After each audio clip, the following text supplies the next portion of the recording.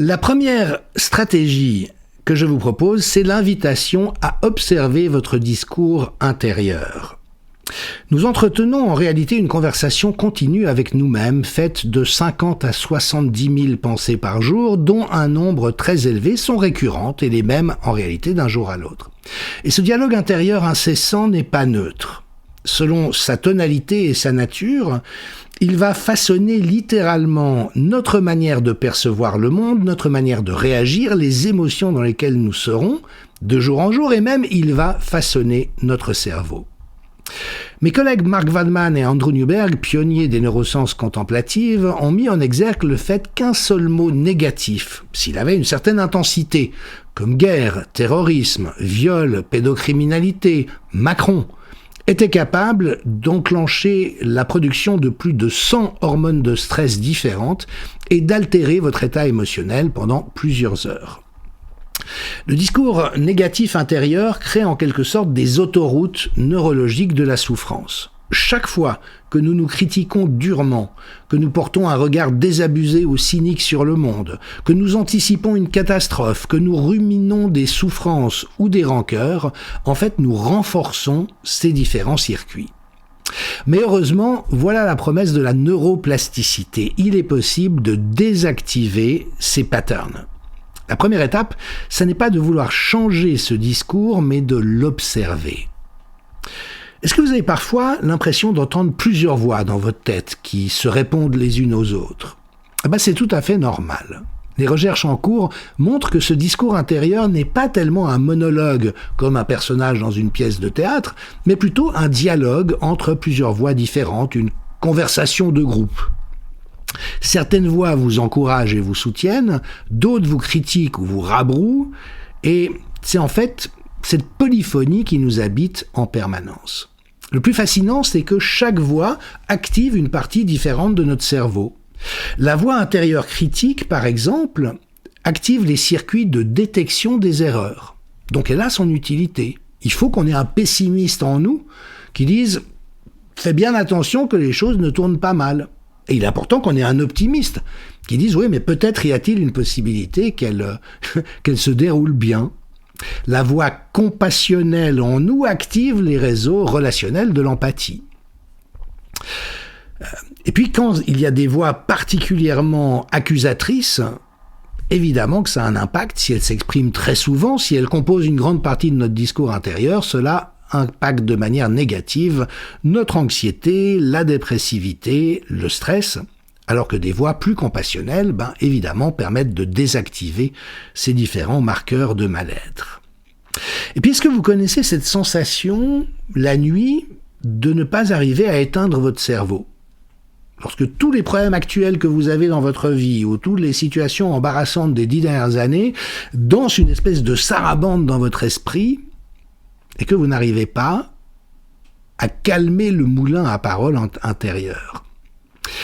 Des tels dialogues intérieurs non seulement sont agaçants, mais ils sont même néfastes neurologiquement à la longue. Il y a un lien très direct entre ce chaos intérieur, ce conflit intérieur et différentes difficultés comme les troubles alimentaires, les addictions, les troubles anxieux, la faible estime de soi, etc. C'est comme avoir une espèce de colocataire toxique dans son esprit qui ne sert pas notre meilleur intérêt. Alors les psychologues ont même cherché à identifier différentes facettes de ces discours négatifs, par exemple le critique impitoyable, celui qui vous dit « tu es nul, tu échoues toujours, tu n'arriveras jamais, tu seras jamais assez bon ». Et ça sabote énormément la confiance. C'est une voix qui se déguise souvent sous le masque de la motivation, mais en fait, c'est vraiment pas positif, ça ne nous aide pas à avancer. Ensuite, il y a le catastrophiste anxieux. Et si tout s'effondrait, si tu perdais tout, ça va forcément mal tourner. Ça maintient l'amygdale, donc la tour de vigilance du cerveau, en hyperactivité chronique, ça génère de l'anxiété et de l'épuisement. Puis il y a le juge perpétuel, celui qui se juge, vous juge vous-même, mais juge aussi les autres en permanence. Pourquoi as-tu fait ça ? T'aurais dû dire autrement. Et regarde comment il a garé sa voiture. Et lui, il sait pas conduire. Et lui, il dit que des conneries. Comment peut-on être aussi irresponsable ? Mais la bonne nouvelle, c'est que nous avons beaucoup plus de pouvoir sur ces différentes facettes de nous-mêmes que nous l'imaginons. Et la grande clé, c'est quelque chose que nous retrouverons tout au long de ce programme, c'est d'observer avec une curiosité bienveillante. Un acte d'observation est un des moyens les plus rapides de réduire le stress, l'anxiété et la dépression. C'est comme appuyer sur un bouton de réinitialisation. Je vais vous suggérer une petite stratégie amusante et créative, redoutablement efficace, donc ne vous laissez pas abuser par sa simplicité et son côté même un peu ridicule. On est dans des neurosciences appliquées, et si vous vous accordez à vous-même la possibilité d'expérimenter avec la pratique que je vais partager avec vous, vous verrez à quel point elles sont pertinentes. Donnez un nom et une personnalité à chacune de ces voix intérieures. Quelque chose, si possible, de légèrement absurde, qui aide à créer de la distance psychologique. Par exemple, Gertrude la catastrophiste, Marcel le perfectionniste, le comité des pires inquiétudes. Cette personnification n'est pas puérile. C'est une intervention neuropsychologique sophistiquée qui permet d'externaliser la voix.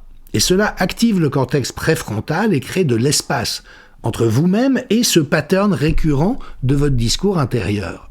Vous n'êtes pas cette voix, c'est un pattern neurologique appris que vous pouvez observer. Que dit Gertrude dans sa propension à voir des catastrophes possibles partout? Et entrez dans le jeu, décrivez chacune de ces personnalités. À quoi ressemblerait-elle physiquement si elle était une personne? Quels sont ses différents noms? Est-ce qu'elle a plusieurs prénoms? Quand est-ce qu'elle apparaît le plus? Quelles sont les situations dans lesquelles elle se raboule pour me faire son boniment? Et puis, très important, qu'essaye-t-elle de faire, même maladroitement? Et la suggestion, engager un dialogue écrit avec cette voix. Pas pour la combattre, mais pour comprendre notamment quelles seraient ses intentions positives, cachées derrière son cirque. On peut écrire « Cher », donnez le nom de la voix, « Je remarque que tu me dis souvent blablabla, blablabla, ce qu'elle vous dit. De quoi essayes-tu de me protéger? De quoi as-tu peur ?» Et souvent vous découvrirez, par exemple, qu'elle essaye maladroitement, abusivement, de vous protéger de la déception, du rejet, du fait d'être blessé par les autres. Le critique sévère peut-être penser qu'en vous critiquant d'abord, vous serez moins sensible aux critiques des autres. Le ou la catastrophiste peut croire qu'anticiper le pire vous protège, comme ça, s'il arrive, vous ne serez pas pris au dépourvu. Et voyez, ce genre de compréhension est transformatrice. Nous cessons de combattre un ennemi intérieur et nous commençons à dialoguer avec une partie blessée de nous-mêmes qui a besoin de compassion et de rééducation, pas que nous continuions le conflit avec elle. Et puis nous pouvons à partir de là changer notre dialogue intérieur. Lorsqu'on repère un monologue négatif comme « je vais échouer, personne ne m'aime, je n'arrive jamais à rien », interrompez-le délibérément en disant « non mais je peux y arriver, je fais de mon mieux, j'ai déjà surmonté des situations comme celle-là, les gens que j'aime m'apprécient », pour ne pas laisser le monopole du discours intérieur à ces voix-là. Alors une étude réalisée en 2024, par exemple, ont montré que des enfants qui ont été éduqués à reconnaître leur discours intérieur et reformuler ce qu'ils entendent, ont connu une réduction significative de troubles émotionnels après une dizaine de séances. Donc c'est effectivement une compétence que l'on peut développer parce que quand on subit son discours intérieur, en fait, nous sommes privés de ressources face à quelque chose qu'il est possible de ne pas subir de cette manière. Et une fameuse stratégie que j'ai souvent partagée dans mes programmes de neurosciences appliquées consiste par exemple à se parler à soi-même en décrivant une difficulté que l'on a à la troisième personne. Donc, au lieu de dire « je suis très en colère parce qu'il se passe tel truc, comment se permettent-ils de se comporter ainsi avec moi ?» Je vais formuler les choses à la troisième personne. Jean-Dominique est très en colère, il supporte mal que d'autres personnes aient fait telle ou telle chose, Et le simple fait de nommer sa propre histoire comme si nous étions quelqu'un d'autre permet justement de donner cette petite distance. Donc on peut changer de chaîne, on peut faire évoluer les discours. On n'est pas obligé de rester pris avec des discours qui sont négatifs pour nous-mêmes. Augmentons celui de la compassion, questionnons avec bienveillance ce qui dit « tu échoues toujours ». Est-ce que c'est vrai? Est-ce que depuis le début de ma vie, je n'ai connu que l'échec? Ou est-ce que oui, bien sûr, j'ai eu des échecs, et certains sans doute douloureux, comme la plupart des gens, mais il y a également un ensemble de choses que je suis parvenu à bien faire. Et donc, quand vous observez de jour en jour que vous avez basculé dans un discours intérieur négatif, eh bien, vous pouvez changer de chaîne. Vous pouviez faire baisser le volume si c'est négatif et encourager une voix positive à arriver. Vous pouvez apporter de la compassion. Vous pouvez dire « Gertrude, merci, j'ai compris le message, maintenant tu peux retourner faire la sieste, je vais être vigilant pour être sûr qu'il n'y ait pas de catastrophe. » Et également apprendre à découvrir la sagesse qu'il peut y avoir derrière ce bavardage nocif. Et c'est vrai, nous passons une grande partie de notre temps à converser avec nous-mêmes dans notre tête. Et vous savez quoi? Vous méritez qu'on vous parle avec respect et avec bonté, bienveillance. Voilà, donc mon invitation, veillez à observer ce qu'il se passe entre vos deux oreilles. Il y a énormément de négativité à l'extérieur de nous. La psychologie positive a établi qu'il était important que nous ayons au moins 3 pensées positives pour une pensée négative. Pourquoi? Parce que les pensées négatives ont plus d'impact. Si on nous critique, ça nous affecte plus que si on nous fait un compliment. Donc nous avons besoin de 3 fois plus de pensées positives par rapport à nous-mêmes, par rapport au monde, par rapport aux autres, par rapport à la vie. Nous avons 60 000 pensées par jour, 90% d'entre elles sont répétitives, donc sommes-nous en majorité dans des pensées constructives, encourageantes, positives, qui savent reconnaître la beauté, la bonté, qui savent générer de l'émerveillement, ou est-ce que nous sommes en train de ressasser ce qui génère de l'amertume, de la résignation ou du découragement? Et devinez quoi, c'est exactement ce à quoi travaillent actuellement les forces d'obscurité. Le discours médiatique plombe le moral des gens, le discours publicitaire met en permanence le doigt sur les manques et les frustrations des gens. Donc, posons-nous la question, est-ce que les pensées que j'entretiens dans ma tête me donnent de l'énergie ou est-ce qu'elles me retirent de l'énergie? Et tout ça en sachant une fois de plus que l'auto-observation curieuse et bienveillante suffit.